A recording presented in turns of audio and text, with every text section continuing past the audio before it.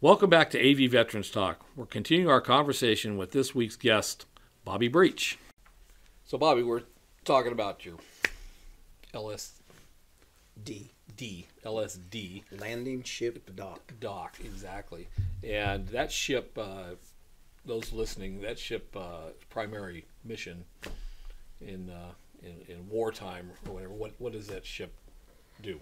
Basically, we'll go in and we'll be offshore, and then we'll ballast down. The aft goes down, and then the ship goes down, and then there's Mike 8 boats on it because we have 8 to 900 Marines on board the ship. And basically, that was one of my jobs too, was ballast control.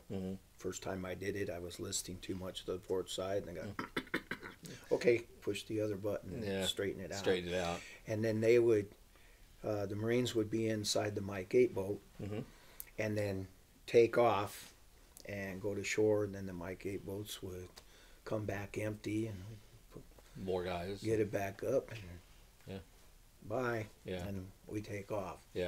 So then come back and get them. You know, you being a Navy guy and having all those Marines on board, it must have been a pretty cantankerous relationship. No, you all got along good? Actually, we got along great. Yeah.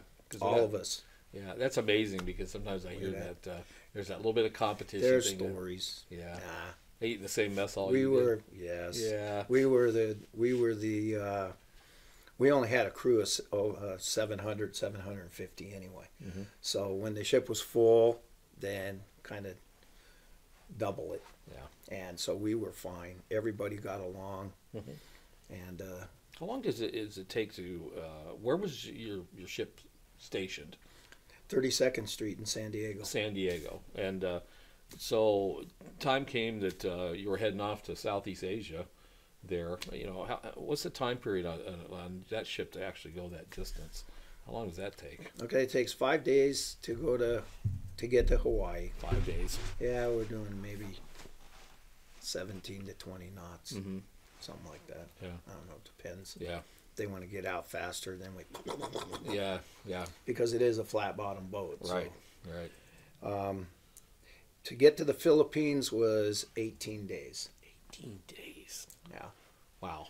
And that's only with maybe a day's stopover in Hawaii, if that. Yeah. Sometimes 8 hours and we're gone. That's a long haul over there.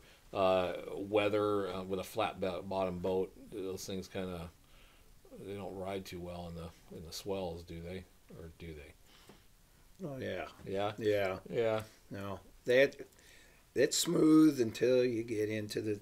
I can tell you a story off the coast of Luzon, which is the island in the Philippines. Yeah. We had to leave because there was a typhoon coming in. Because of the monsoon seasons. Right.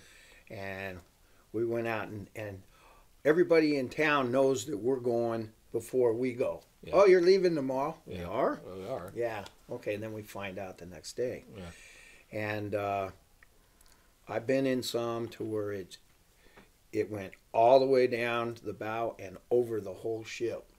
Wow. But the thing is when it does that, being a flat bottom boat, you're going bam, bam, bam, bam, bam. Yeah. And so when you're sleeping, you're just holding the bunk with all fours. Your toes are around the thing. Wow.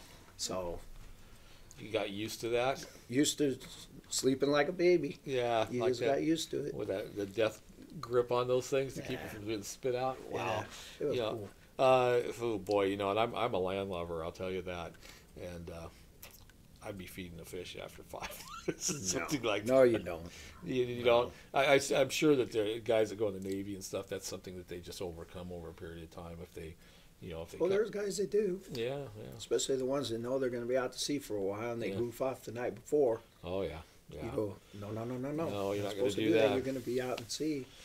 Yeah. And then the minute they break water and it starts going, past the brakes and it's going like this. Yeah. You see them. Yeah, they're feeding the fish. Yeah, I can imagine. So one of the non-glorious aspects of military service there. Yeah. So for anybody, I guess it's a landlubber. But wow, so typhoons, things like that.